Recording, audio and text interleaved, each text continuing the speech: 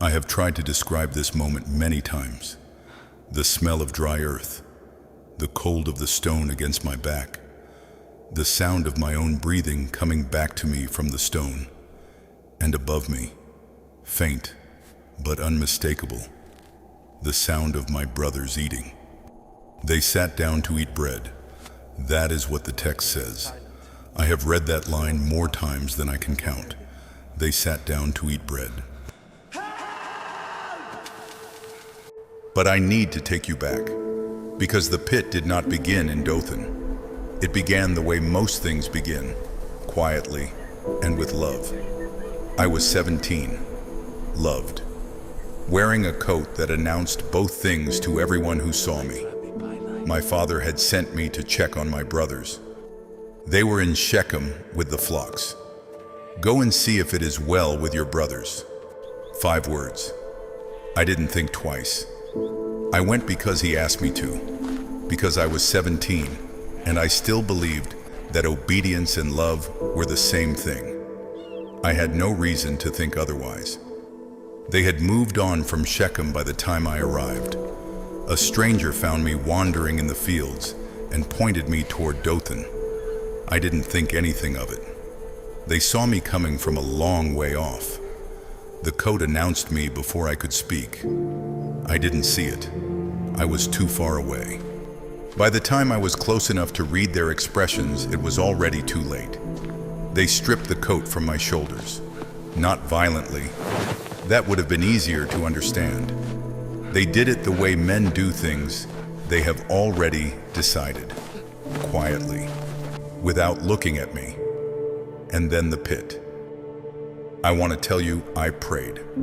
I want to tell you that faith rose up immediately, and I knew God was present, and I was not afraid. That would be a cleaner story. The truth is, I was terrified. I called out to them. I don't know how many times. They pulled me out eventually, not to release me. A caravan of traders was passing, Ishmaelites heading to Egypt. My brothers sold me for 20 pieces of silver. I remember watching the hills of Canaan disappear behind me. I kept thinking my father would come. He didn't know yet what had happened. He didn't know yet what I was wearing when I left. Years later, when my brothers stood before me in Egypt not knowing who I was, they said it to each other. We saw the distress of his soul when he begged us. We did not listen. They remembered. They carried that for 20 years. So did I. People have asked me, when did you forgive them? I understand why they ask. But the question assumes forgiveness is a moment, a decision you make once and it's done. It isn't. It is a road, long and uneven, and some days you are further along it than others.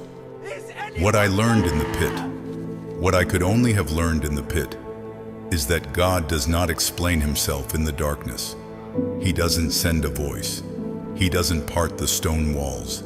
He simply stays. That is not nothing.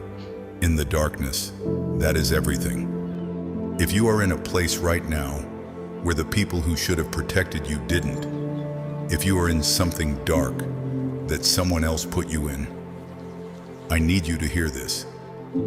The pit felt like the end, but it was only the place where the story changed. Stay with me.